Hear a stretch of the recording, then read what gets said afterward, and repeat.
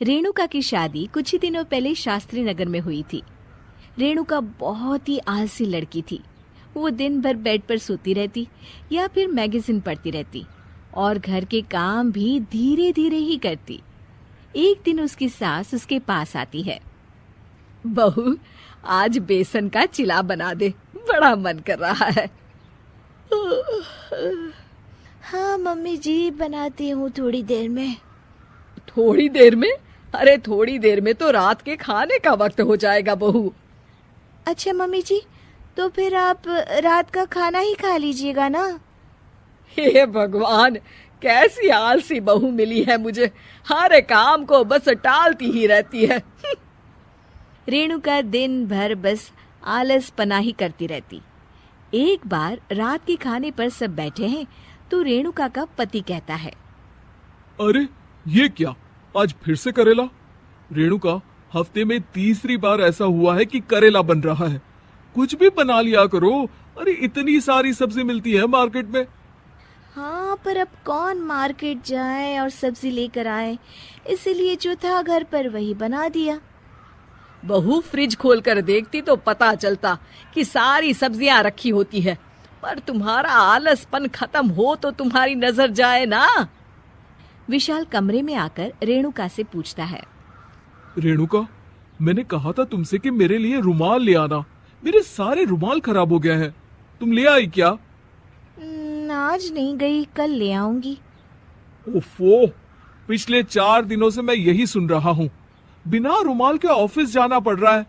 तुम तो बहुत ही आलसी होती जा रही हो रेणुका। आपको रुमाल की जरूरत है ना, तो खुद ही खरीद लीजिए ना। हाँ, अब वही करूंगा। तुम्हारे भरोसे बैठा रहा तो कुछ नहीं होगा। एक दिन दरवाजे पर बेल बज रही होती है और रेणुका सोफे पर बैठी होती है, पर आलस में दरवाजा खोलती ही नहीं। अरे बहू, कितनी देर से बेल बज रही है? क्या कानों में रुई डालकर बैठी हो जो सुनाई नहीं दे रही बेल? मम्मी जी, अब आप आ ही गई हैं तो आप ही खोल दीजिए ना दरवाजा। क्यों मुझे ताना मारकर और देर कर रही हैं?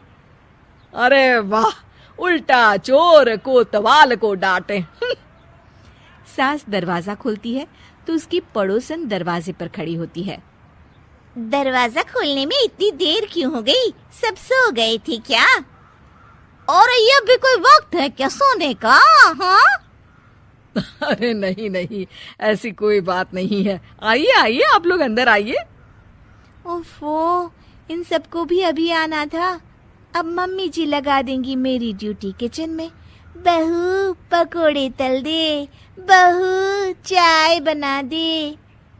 अरे बहू, सो गई क्या? कब से आवाज दे रही हूँ, जा चाय बना कर लिया।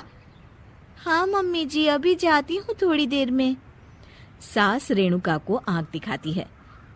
मतलब थोड़ी ही देर लगेगी चाय बनाने में, अभी ले आती हूँ, बस झटपट।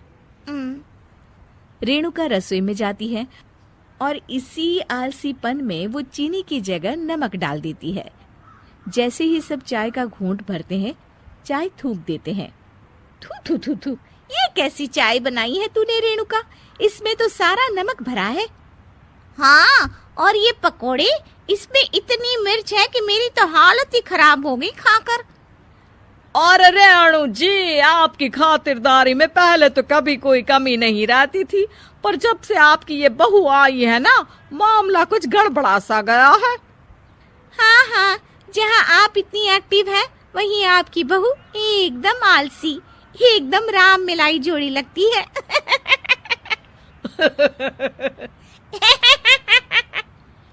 अच्छा जी, चलते हैं अब। नमक वाली चाय पिलाने के लिए बहुत बहुत शुक्रिया। सब वहां से चले जाते हैं। अरे तूने तो मेरी नाक ही कटा दी बहू। वे लोग क्या सोच रहे होंगे मेरे बारे में? मम्मी जी, मैंने तो शक्कर ही डाली थी, पता नहीं नमक कैसे बन गई शक्कर। शक्कर नमक नहीं बना बहू रानी, तुम्हारा ये जो आलसपना है ना, ये उसी का नतीजा है। सॉरी मम्मी जी, अब मैं ये आलसपन छोड़कर सारे काम अच्छे से मन लगाकर करूंगी।